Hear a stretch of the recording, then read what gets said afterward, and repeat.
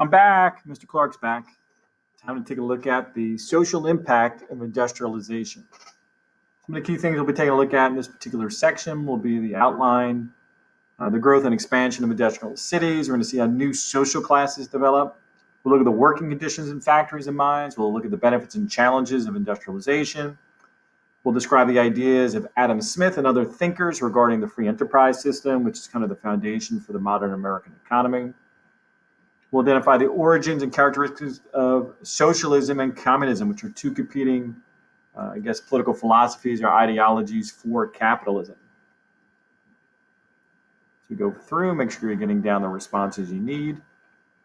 Remember, you could always pause the recorded lesson at any point in time if you need a little more time for a particular question. Question 1. What local characteristics were most likely to make towns and villages grow in population during the Industrial Revolution? Well, if a town or village was near a coal or iron ore region, those areas would really expand more quickly. Locations near factories saw an increase in population growth to meet the labor needs. So kind of logically, if there's resources there or factories there, it's going to make a lot of sense to kind of move into that region. Urbanization, number 2, it's the growth and expansion of cities. Urban areas began to expand at the expense of rural areas during this period of time. 3, why did people move to cities? Well, first of all, we have the enclosure movement, which we had discussed previously. This is a movement where they fenced in the large farmland and it's kind of ousted the poorer peasant farmers. Demand for workers in factories, soaring population growth, all of these were reasons why people moved into cities. One of the biggest cities and one of the earliest cities in Great Britain was Manchester, England. The population swelled from 70,000 people to 70,000 people, an increase of around 30,000 in just a 20-year period of time. You might be familiar with the Manchester soccer program in Great Britain. It's based in this particular region. Visitors describe the city as having a cloud of coal-polluting air, a constant film above the city. If you can kind of see the outline of the pollution here, is dark gray or black soot from the factories that were operating in Manchester. The city was quite noisy with the sound of steam engines, and the river was dirty and smelled bad. Another thing you have to take into consideration in cities during this period of time, the way in which they got rid of garbage. That's right, they threw it in the street. What they waited for was the rain. And when the rain would come, that would wash away the garbage. And where would the garbage end up? In the city's rivers. That's why there was a lot of filth there.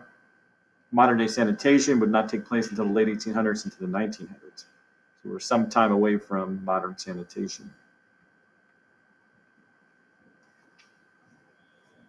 Okay, 5. What is meant by the phrase rags to riches? The expression rags to riches, something you may have heard before, is when people who had once had to wear rags as clothing had the opportunity to join the middle class and enjoy the riches of the age. And riches could only mean you have access to the bare necessities, opposed to not having those things. If you look at a little visual here, you can see the social classes are changing. Classes based on social rank as well as income, manners, clothing, background, way of life, all distinguish the various classes. For example, a teacher might make less money than a farmer, but socially the teacher might be in a higher class just based on how they carry themselves. If you look at the 3 classes here, you have I'll scroll up a little bit. You have the upper class. Upper class would be the people at the highest level of society, are usually born into wealth and the most educated. This is traditionally aristocracy and based on land ownership. The growing middle class, merchants, inventors, shopkeepers, bankers, teachers, skilled laborers, all of whom rose up into the middle class. Working class, these were your laborers, your agricultural and factory workers, and your servants. These are like your domestic servants.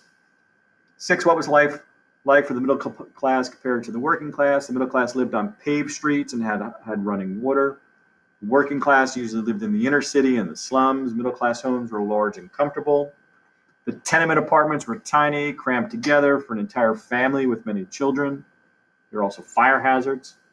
Women in the middle class raised their children at home, while children in the working class labored in factories and mines alongside their parents. Okay, moving on to number 7. Number 7, what were the problems with tenements? Lacked running water, only had community pumps where you basically go outside the home or the tenant building and pump your water, no sewage, no sanitation system. Garbage rotted in the streets, as I alluded to before, until the rainwater would pick it up and sweep it into the city's rivers. Disease spread rapidly. There were fire hazards because the tenements were made of wood.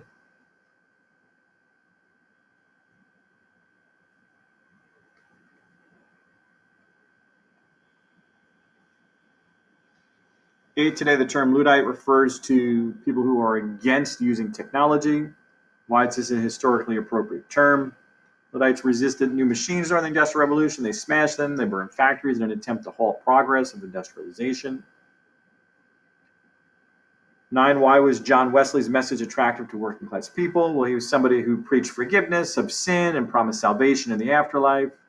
This message helped working class endure the hardships of life in the slums. It provided them with hope and optimism. They knew that maybe in the afterlife they would have a better life, per se. Also encouraged people to turn to reform instead of revolt. When you think about reform, one of the things that was formed to work for the benefit of workers was labor unions. Labor union is an organization usually made up of workers in the same profession. Because they are united together, they have stronger bargaining power, able to negotiate for better working conditions, salaries, and benefits. You might have heard the expression powers in numbers or strength in numbers, and that's certainly true for a union. If any one individual went in to try and negotiate something better for themselves, whether it be hours, wages, conditions, they probably would just get fired. But with a labor union, you have the large number, and a business may cease to operate if all their workers went on strike or refused to work or were complaining.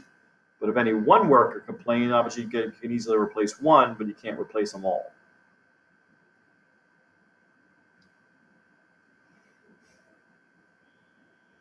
Okay, 12, what was the average length of a factory workday? Anywhere from 12 to 16 hours. There are many dangers that factory workers face. Exhausted workers are more likely to have an accident. So you can just think of your own self when you get fatigued. It's more difficult to do a simple task. Generally speaking, machines were unsafe. Often workers lost fingers, limbs, sometimes they died. Most machines lacked emergency shut-off devices. So therefore, let's say, for example, your hair, let's say you're a female and you had long hair, or you're a male who had long hair. Your hair got caught up in the machine. There was no way to shut it off, and your hair would get pulled until you got your hair ripped off your head. Maybe part of your scalp might get pulled off. Your finger or arm got stuck in there. No way to stop the machine until it lopped off your fingers or your hand or part of your arm. Then the temperature extremes in the winter, freezing, in the summer, hot, without heat or air conditioning. Those who got sick or injured often lost their jobs. They lacked sick and vacation pay or workman's compensation. So if a piece of equipment failed, injured you, and you couldn't work any longer, they just fire you. No money going to you, no way to make money in the future. You're just basically out of luck.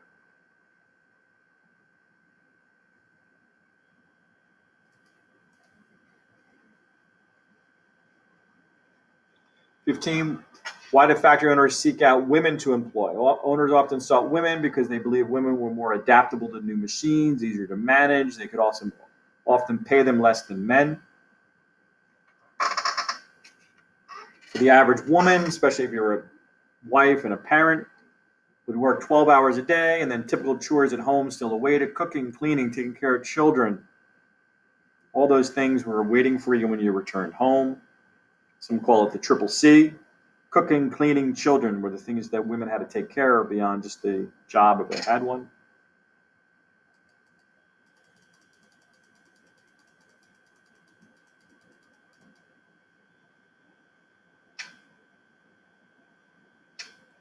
"16, in what ways was mining dangerous, and why do people continue to work in mines despite these dangers?"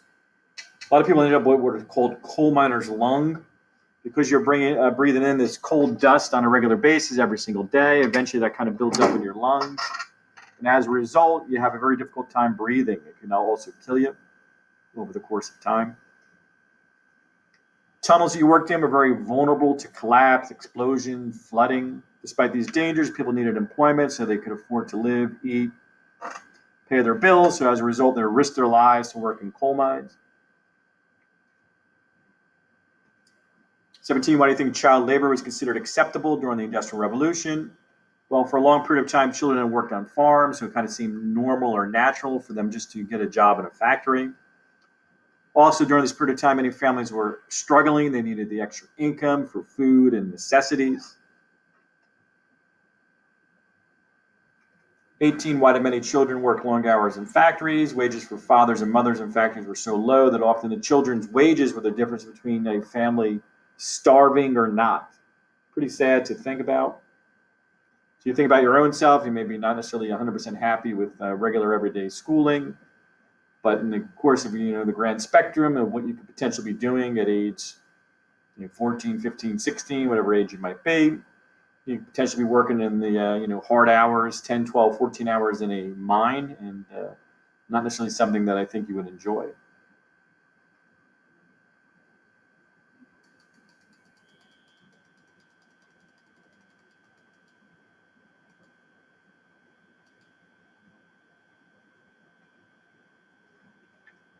All right, next. 19, in response to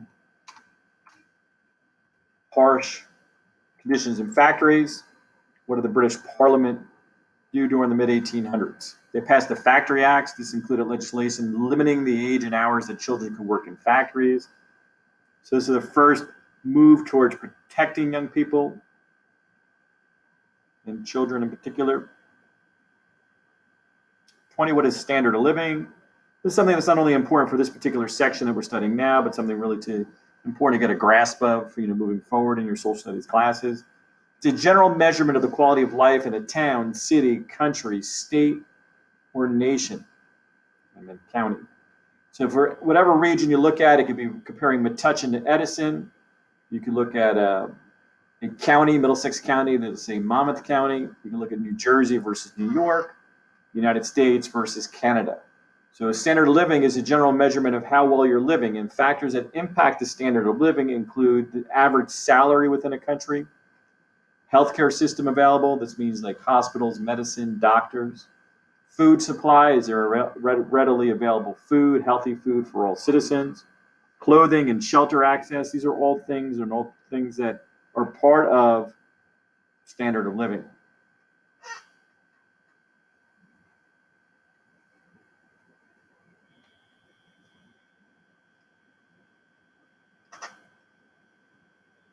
To explain the relationship between price and supply and how this impacted standard of living. Prices drop when there's a plentiful supply of a product. Demand for a product raises prices as a product becomes more scarce. Because products were in large supply from the new industries, prices drop, making goods more affordable for more people. So just think about some of the new technologies that come out. Let's say the new video game system, let's say PlayStation 5 or whatever it might be. Well, the demand for that is really high. The price of the system is really high, and it's probably at its peak price point. You can even sell a brand new PlayStation that maybe you were able to purchase for a higher price on eBay or some other reselling website, because the supply of it is really small and the demand is really high. So people are willing to pay above sale price for an item like a PlayStation 5 right now. Conversely, a year from now or 2 years from now, when everybody already has PlayStation 5 and at that point in time, the demand is really not that high. The price might come down. That's when you might see a price cut from, let's say, $500 to $400 or whatever it might be.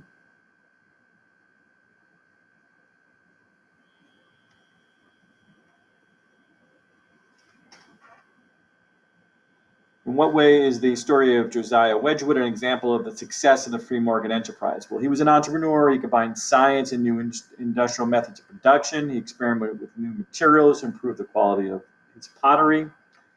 He set up a factory that gave each different job to a specialized skilled worker. He used his pottery to spread ideas about social justice. So he basically used, and he's one of the earliest people to do this, to use some wealth that he incurred or accrue to help out in the grand spectrum of society, which is kind of a nice thing.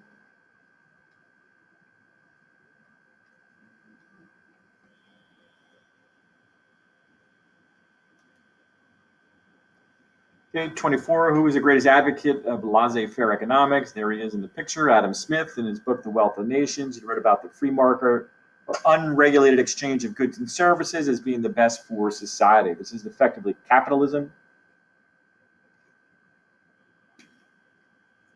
And he wrote this in his book, The Wealth of Nations. You should be familiar both with Adam Smith and his book. 25, how did Adam Smith argue the free market economy would help members of the lower classes? He believed the free market would make goods more available and affordable for those at the lower end of the economic spectrum. In addition, expanding businesses could provide additional jobs for citizens. This system could motivate entrepreneurs to start new businesses with the hope of making money and being profitable. Conversely, if the government takes away all your profits, you can have no motivation to be an entrepreneur and start your own business. So it kind of goes hand in hand, according to Adam Smith. Why does laissez-faire describe free enterprise system? Well, laissez-faire means hands-off. So in an economic system of a free enterprise capitalistic system, the government has its hands off of businesses. They don't interfere, they don't regulate, they don't overly tax. In addition, the market is given a free hand to work according to its own dynamics. So without the government interfering, then the prices should go naturally up or down. Its economy functions basically on these principles. In what way did Thomas Malthus believe poverty and population were connected?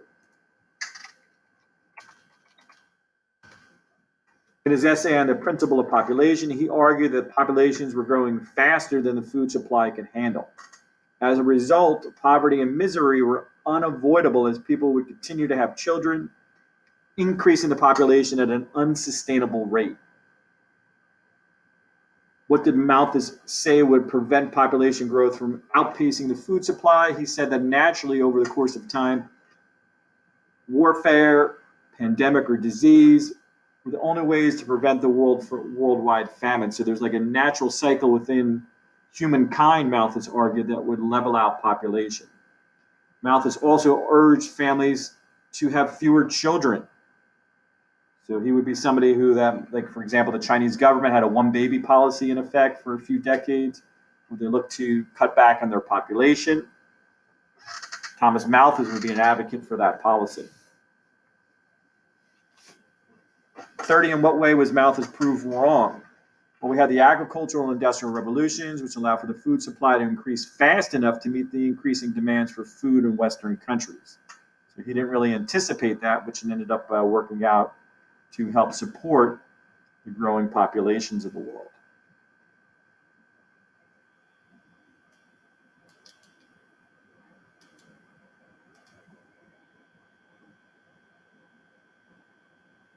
'31.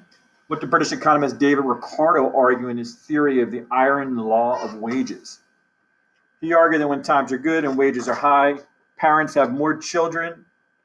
However, more children create a larger labor supply, which leads to lower wages and higher unemployment. Thus, he felt that birth rates and the economy would go in cycles, a series of cycles of ups and downs. 32, identify words that have a root similar to that of utilitarianism. How are the definitions of these words related? When you look at utilize and utility, utilize means to make useful. Utility means the state of being useful. Utilitarianism teaches that all ideas should be judged for their utility or their ability to help. All of these words relate to the uses that human beings can put something to. 33, what did John Stuart Mill mean when he stated the only purpose for which power can be rightly exercised over any member of a civilized community against his will is to prevent harm to others? So he's basically arguing that you can do so when you're protecting the lives of citizens.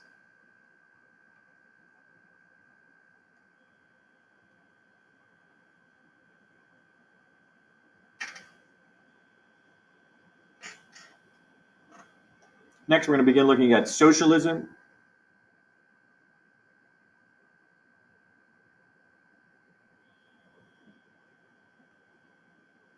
Why did socialists claim that capitalism was evil? They felt capitalism benefited the few at the expense of the majority. It created an unjust gulf between the rich and the poor. When you look at socialism itself in 35, it's a form of government in which people collectively own all means of production in society rather than the individual entrepreneurs. This includes farms, factories, railways, and other large businesses. In theory, everyone could benefit equally in a socialist or communist society. Many believed, as we look at 36, that in an ideal society, people who were truly equal would have no motivation for conflict, so thus fighting and warfare might come to an end. You can see in this visual here, widespread poverty, as shown here, motivated socialists to seek a more equitable economic system. So they saw a lot of witnesses of people are struggling and they want to come up with another form or another system. What would be another name for a perfect society? A utopian society. This was initially mentioned in Sir Thomas More's book, Utopia. Utopia literally means nowhere because we really don't have any utopian societies on Earth. But idealistically, if you created a utopian society, everybody would work equally within society, everybody would share equally within the outputs of society. Robert Owen, 38, he was a Welsh mill owner who disliked some of the harsh realities of the Industrial Revolution. He did not employ children in his mills and encouraged workers to form unions. He hoped to create a system where workers were treated more fairly and more equally within society. In New Lanark, Scotland, he attempted to establish his own utopian society. He built homes for his workers, built schools for children. He paid and treated his employees well. Soon, people from around the world visited his community to see kind of the experiment of a utopian society in progress. It did not achieve a true utopian society, but did serve as a model for future reform movements. 40, what was Robert Owen's main goal in setting up this utopian community in New Lanark, Scotland? He believed he could make a society better by creating a community-based system which could provide a decent wage and a good work environment while still making profit. So he was very idealistic, as are most socialists or communists. Next, we'll look at Karl Marx, pictured here.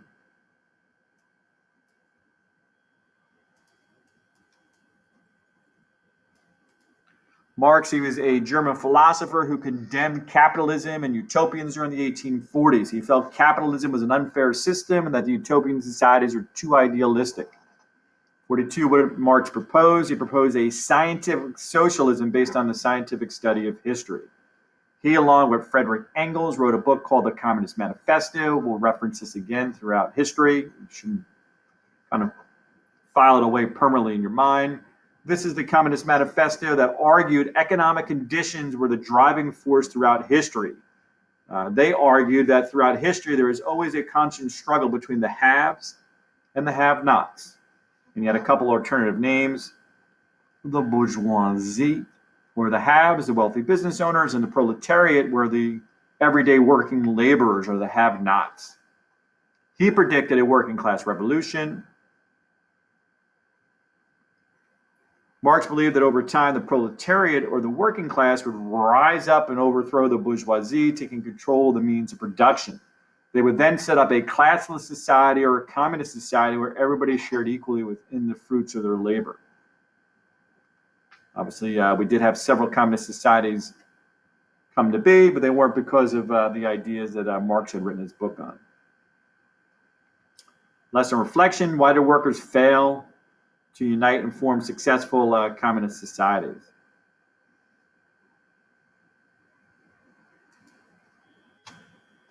Labor unions were formed, wages and conditions improved. So as a result, we never really had the working class revolution that Marx had anticipated because things did improve enough for workers that they didn't try and overthrow the government or the business owners.